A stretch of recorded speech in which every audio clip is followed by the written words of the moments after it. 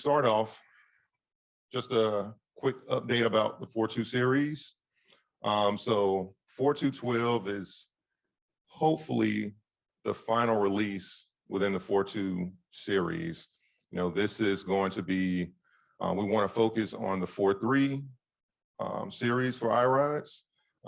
So dividing our time between these two series is kind of, it takes away things that we can be, our time that we can spend on the 4.3 server and implementation. And so 4.2 will just be limited to security fixes, bug fixes, and trivial enhancements. Of course, you know, this is what we hope for, but, you know, in the case where we understand people are still running 4.2. And so if there are blockers for you that you really, really need, you know, get in contact with us and we will see about coming up with a solution for that. All right, so I think most people in here already know we've released 4.3. This has been, you know, in the making for more than 5 years. And so with this, you know, the focus is still the same. You know, we want to provide a clean implementation, we want to make and improve the semantics around all the operations and things. We want to absolutely remove all the magic in iRODS, right? We want you to be explicit about what you're doing. And so there's no, you know, what just happened when you executed this command, right? iRODS shouldn't be making decisions and making assumptions about what you want to do with your data. We also want to improve tooling around iRODS so that you can have better ways to determine what might have happened. That also means, you know, developer tools, right? Which is something I like. And, you know, we want to bring it back to only focusing on what it does best, which is data management. That means leveraging external tools and services and, you know, just getting out the way of the things that can do those things very, very well. So here's a nice slide showing all the people who helped us get to 4.3.0. We were able to close 306 issues. I believe this is the second largest iRODS release. So yeah, like thanks everyone who was able to get a commit up in there and get their name in the history of iRODS. So 4.3.0 enhancements. So there's a lot of things have changed and hopefully for the better, at least that's what we think. This is not an exhaustive list. If you want to see all the different things that have, you know, taken place and changed throughout iRODS, there's a nice link at the bottom. The items in bold are what we're going to talk about today in this talk. So let's get started. So one of the primary things we wanted to improve in iRODS was the logging, right? And so 4.2 used to have, you know, we had our own way of, you know, producing log file names as well as like rotating logs and all these things that, you know, already solve this problem. And so we wanted to leverage those tools, and the way we do that is through we just point iRODS at syslog, and now all of your log files and information is handled there. We just offload all of that handling to that system. With this, you get structured logging. And so that means all of the messages appear as JSON. So now you can parse it, you can filter it, you can make decisions about it. This also means that you can, this makes it easy to aggregate and consolidate information. With that, we also, on the left at the bottom here, you'll notice that we have this little JSON object called log level. And this is our way of basically dividing and categorizing different log messages. We haven't implemented this all the way throughout the system. That is going to be an iterative thing. But the idea is, you know, let's say you want to only examine the networking around iRODS, right? You can basically change all the other categories so that they are maybe like set to error or critical. That way they become very quiet, and you can bump the network log level up to trace or debug, and now you get more information about what's happening there, right? So this is good for administrators as well as developers. All right, so next up is the delay server and implicit remote. This is pretty much just all about making better use of your set of iRODS nodes. And so now the delay server in 4.3 will dispatch rules to the list of defined iRODS servers. And so you can be selective about what machines you want to take to execute rules on behalf of the delay server. If you want the original behavior, you can always make this list empty, and then it's as if it was 4.2 again. All right. We've also expanded on the permission levels. Everyone is familiar with, I believe, the null, read, own, write permissions. But what you don't see is that there are several additional permissions that sit in between those. And so we've exposed those. I believe this work was contributed by one of the members. And so we want to thank that member. I can't remember their name, but they're in the commit history. This does not break legacy support. If you attempt to set one of these newer permission levels and communicate this information to an older server, it will simply just reject the request. And so that's okay because it's a legacy system. But for 4.3.0, you're able to be more specific about the permissions that you want to apply to data and collections and things. All right, so the metadata APIs, these I believe, have become more full circle in that we've now enabled or added support for the admin mode flag. So like other APIs that, accept an admin mode keyword, this means that, the idea here is that it's gonna simplify, implementations, because even in our own implementations, like the rule engine plugins that have to deal with permissions around metadata and things, it takes a lot of gymnastics to make all that stuff work. And so by simply introducing this one keyword, we get to delete lots of code. And I think people love deleting code. Is great, right? When your code base is like 10 lines down from 100 or whatever. That also means iMeta has grown support for the -m flag.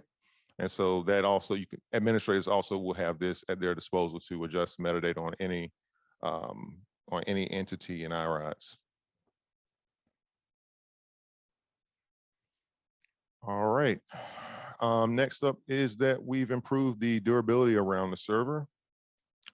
We've achieved this through introducing a cronlike manager. This is internal to the server. So right now you cannot interact with it at this time directly through a server config or anything.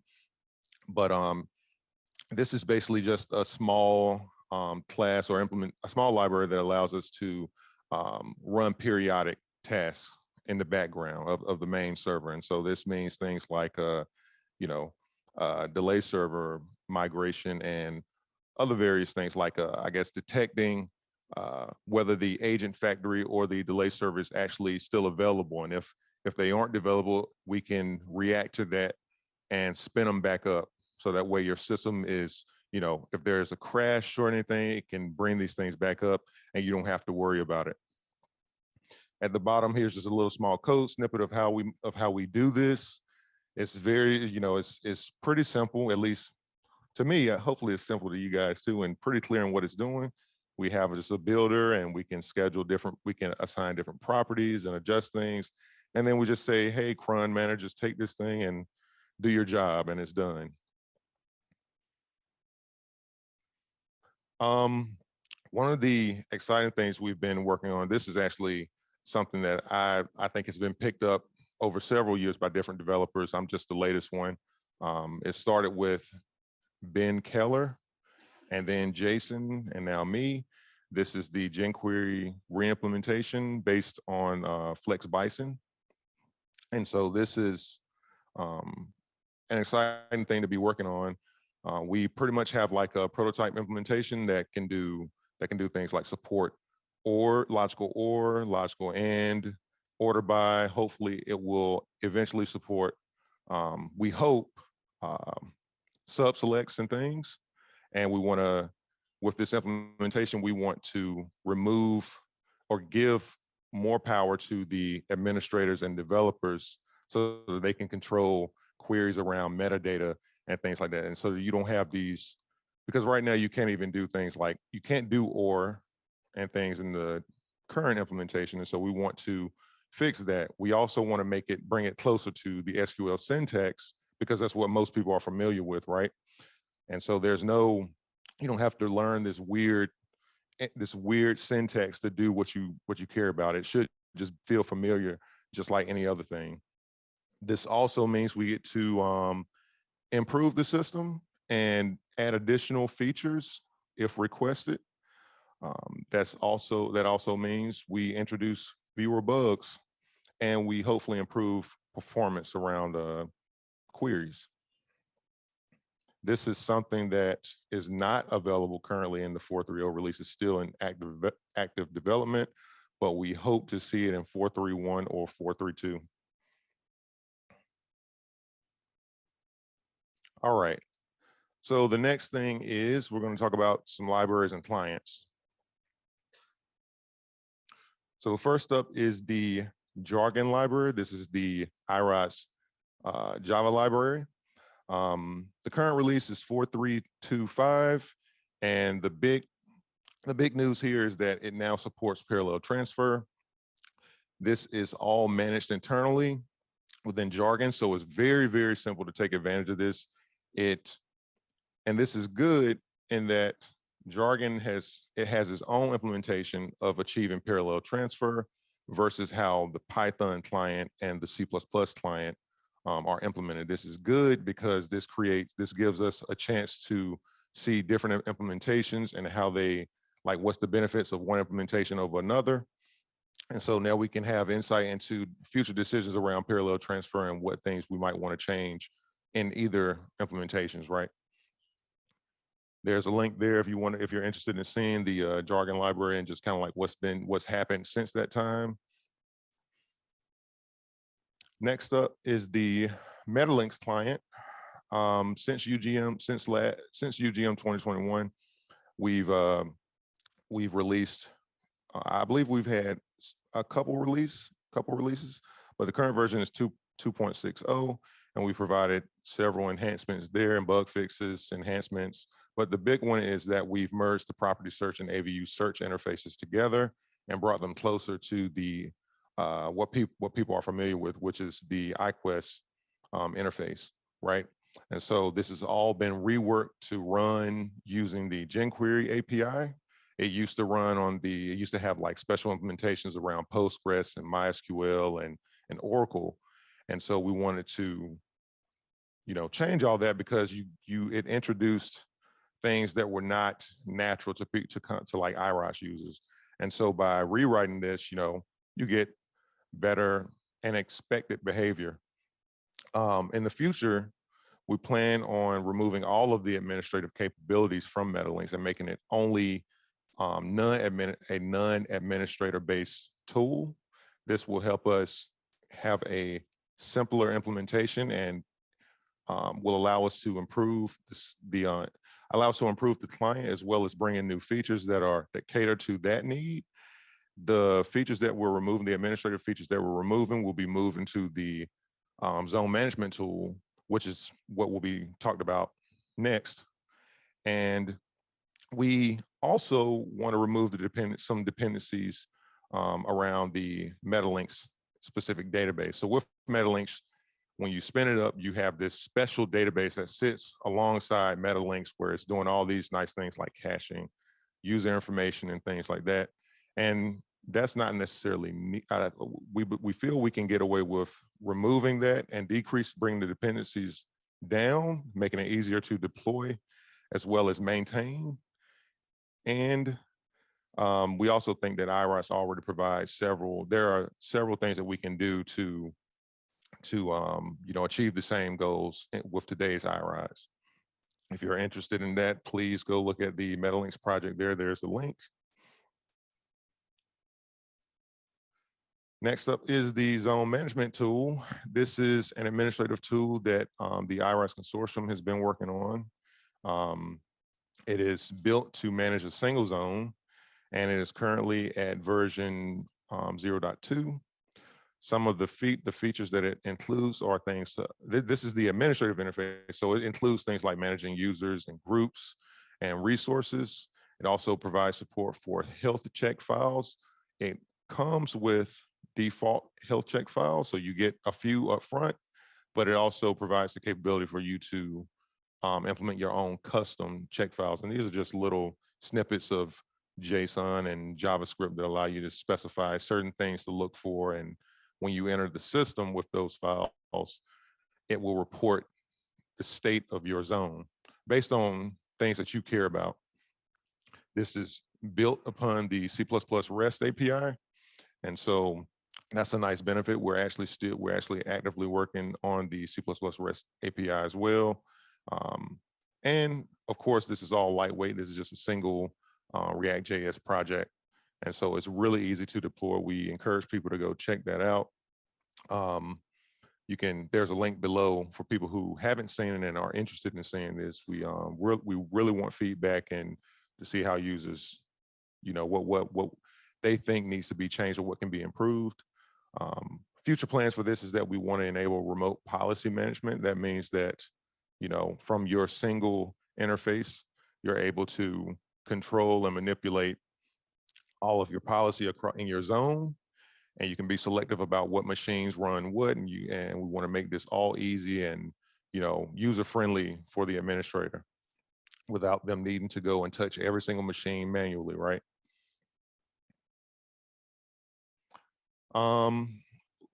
Last but not least is NFS Rides. The current version is 2.1. I honestly can't even remember the last time I looked at this. I'm surprised that we haven't had any issues reported since its release, which I'm extremely happy about. Hopefully people are still using it. But notable updates are that it finally supports large file transfer, which was one of the biggest issues that it had in some of the more recent release. And that was due to the fact that NFS Rides it does not control how parallel transfer and what clients do when they attempt to interact with the mount point. And so that's all driven by the clients. And so we had to figure out a way. This is kind of like the thing that caused us to have to look at Jargon and implement the parallel transfer support there. And when we were able to do that, this required only a single line change in the code to make NFS Rides do this. One of the other things that we did with NFS Rides is that we simplified the development model. And so we've separated the compilation process of the jar file from the building of the Docker image.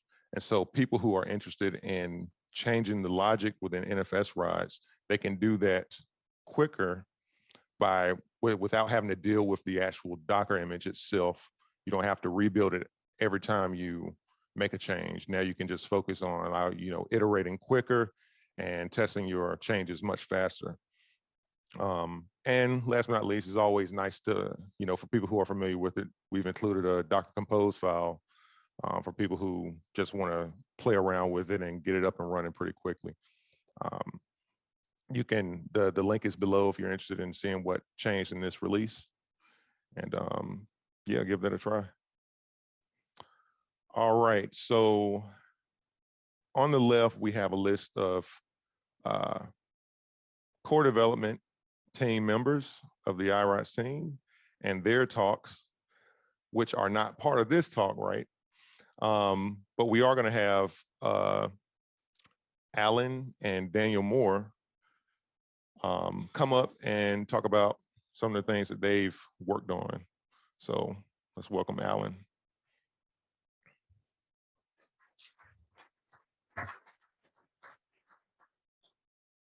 Hi, can you hear me? Is this good? Okay, thanks. So I'm going to talk about the new authentication plugin framework that we've introduced in 4.3.0. This is the result, the product, if you will, of the authentication working group. Kind of like what Kory was talking about earlier, I'm just the latest developer to pick this up. So I kind of got it across the finish line. And what this basically allows us to do is provide a more flexible authentication mechanism for users of iRODS. So in the past, every authentication plugin was required to implement, much like our other plugins, a number of different operations that a client library would then call out to drive the authentication flow. This is good because it's able to be implemented generically, and then each plugin is able to implement what it needs to do to authenticate within its own code. So that's good, but this wasn't flexible enough for some use cases. Now what we do is use a plugin-driven authentication flow. So each plugin is now required to implement a start operation, and the start operation is then given a next operation by the plugin itself, and then it goes on from there to implement other operations that are defined by the plugin. And so after that, it's able to do whatever it needs to, and then it comes back to, after talking to the server, it comes back to the client with a thumbs up or a thumbs down, you're in or you're out, right? So this is very flexible, and it actually simplified a lot of our authentication plugins that exist now. The iCommands for 4.3.0 are using this authentication flow. The other clients that we ship, like the Python iRODS client and Jargon, etc., will continue to use the older authentication flow until we can get something like what we have implemented for those languages. You're going to hear a lot more about this during the talk. Is that later today with Surf? Yeah, I think it's later today. And that does it for me. I think, are you going to introduce Dan, or should I drive for him? Dan, are you in the computer? Yes, I sure am. Oh, great. Let's see. There he is. Hey. All right. Hey, Dan. Hey, Alan. So can I start? You can hear me and see me? Yeah, go ahead. Take it away, Dan. All right. We're on the Python rule engine plugin, which in iRODS 4.3.0, let's see, is built and runs on the Python 3 binaries and interpreter that's supplied by the OS distribution. That means your Python rule code can have access to the more modern, improved Python 3 syntax, of course, and that newer versions of the language capabilities and installed modules. That should also extend to any virtual environment you create with that Python 3 interpreter and any modules you install, modules and extensions you install into that. Also, we unleashed our man Alan King's considerable debugging talents on the microservice memory leaks we were having, to the tune of about 10,000, maybe more potentially, bytes every microservice call, and that he handily reduced down to something in the order of 10 or 20, I believe, almost 3 orders of magnitude there. Nice going, Alan. We also improved the Python rule engine data object ability to go to and fro from data objects, reads and writes in a binary sense, which it was previously sometimes not even possible or just inconvenient to do. And so on the output, the iRODS types, the byte buff that's used to do that IO, we have on the output side set buffer and clear buffer, which controls the content of this buffer. And we have on the input side, we have get byte, which can get a range of bytes from a bytes buff that's been read from an object. But you can also get a more limited, just one from an offset. That's get byte. Next slide, please. Okay, we've also been working quite a bit on the indexing capability. Because of we're now linking to a more recent Elastic client version. we can now we now have access to the SSL layer, and we can work across secure HTTP links to connect to Elasticsearch. In addition, we always worked with AVU changes and tried to track those in what we index on the objects, collections and data objects. But now we have react to more triggers. We have the iPut with integrated metadata add, and we also have the recent bulk atomic metadata API. We also work with that. We also concomitantly with the changes to Metalynx, where you can do a property search and a general metadata search on objects and collections. We now use the NIEHS schema, which adds all those system metadata properties, or that is to say properties of the object into the index, along with a record of all the attached AVUs, and it tracks those as well. The indexing plugin tracks those as well for Metalynx. Also, we addressed an older problem where when you started to index a collection by adding an AVU on that collection, if you had, say, millions of data objects under that collection, the plugin could run rampant, and you could run out of memory and database connections. So we put a little throttle parameter on the plugin into the configuration, and now you can use that to set a limit to those the number of indexing operations going on at any given time under one collection operation. And that's all I have. All right. Thanks, Dan.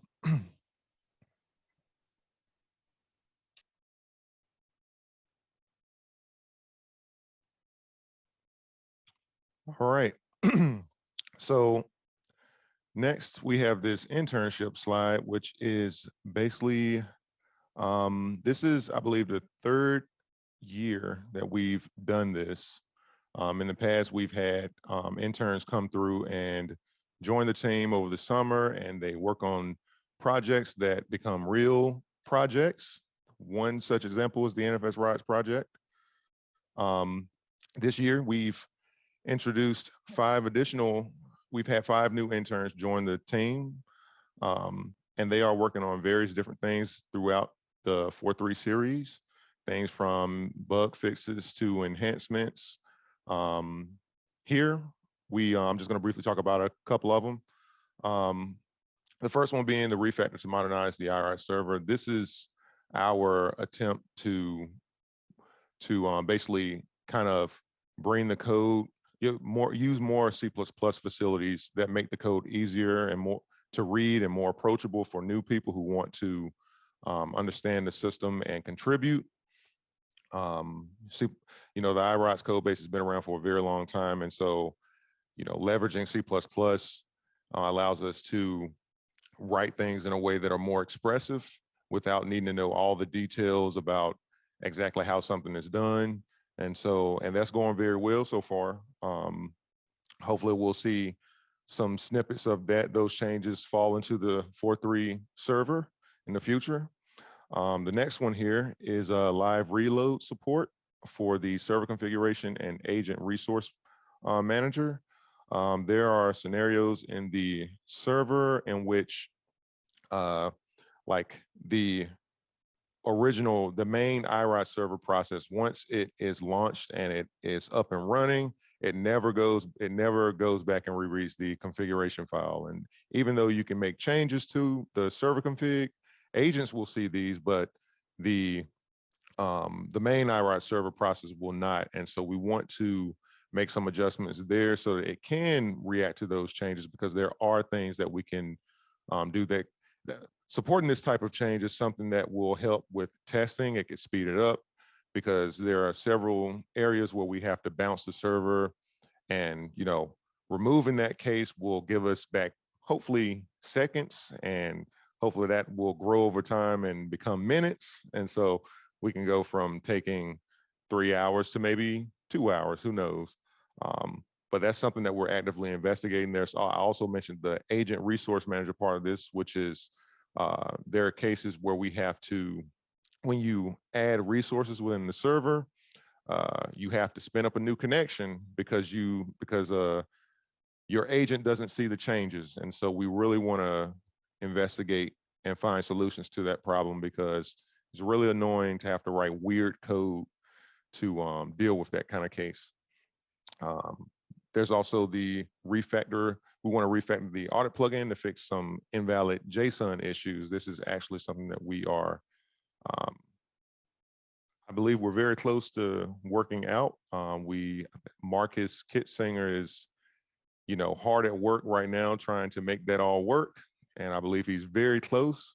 So hopefully, and that's also something that the intern who was working on this, his solution should appear in that work that Marcus has been addressing right now, which is very exciting.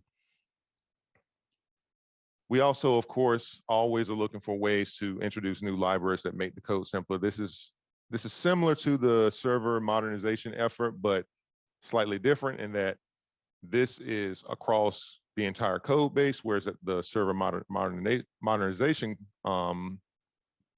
project is more targeted to just the main startup logic.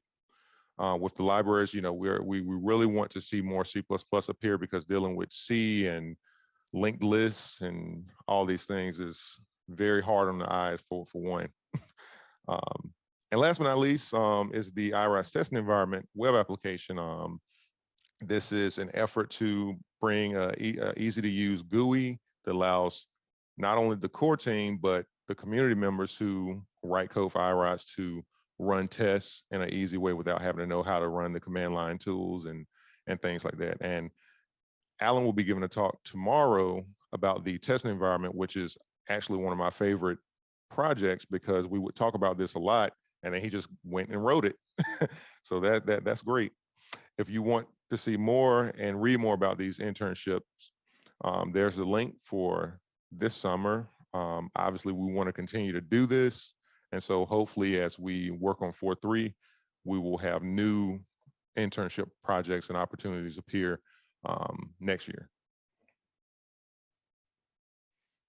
All right, so we've talked about a lot of things here. And so now we have to talk about the big picture, right? Which is, obviously we want to continue to harden and polish the server and make it better for everybody.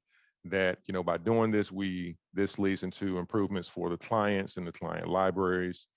This means people who maybe aren't familiar with iRODS have an easier time jumping in and contributing and writing clients and, fixing things within the server. As well as, and also with that, this means that we can continue to build out more policy components and make, encapsulate more of your use cases and issues into a generalized solution so that people can just install a package and keep it moving. And also we want to, continue through this process, we want to continue to,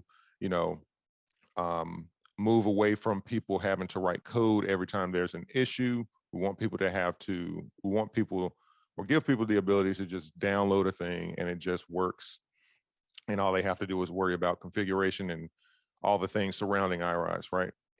And we encourage you to please share your use cases, your ideas, the things that you find are very inconvenient, so that we can come up with solutions for that.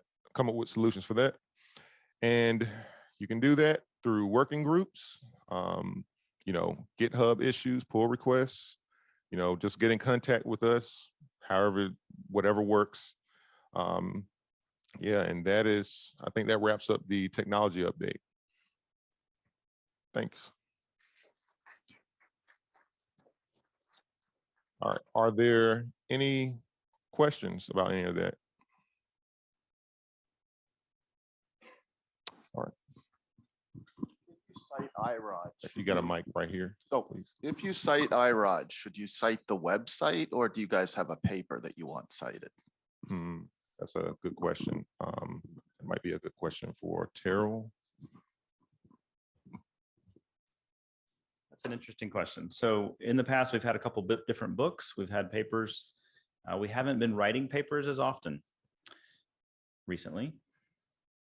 I think the answer might just be the website right now, or the latest book. I think we had a 4.2 book.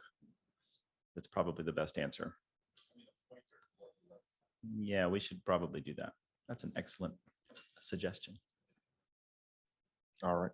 Any other questions? Are there any in the computer? Okay, On the computer? we're a little ahead of schedule. Yep.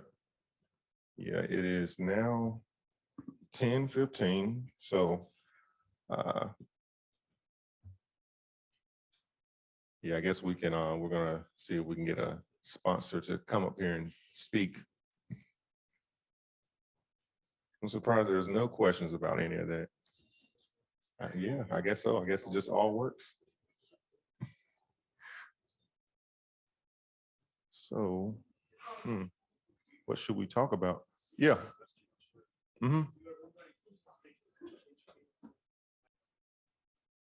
Status of the work for use of multiple ICAT databases. Okay. Right. So the work for the delay server, we put in some work that we will talk about tomorrow morning, honestly, where we introduce migration support. And so that will hopefully provide some help around, like, HA support. We've also included additional knobs in the setup script that should help with that as far as like storage and other related things. And so that's something that we are looking into. I believe we have some of it solved, but there's probably some additional nooks and crannies that we have to look into. We can talk about that if you want. You can reach out to us and chat or GitHub issues and explain the problem a bit more so that we can think it through a bit. All right, well, it is now 10:18, so I guess we're gonna have an early break. And so, yeah, that wraps up the first session here.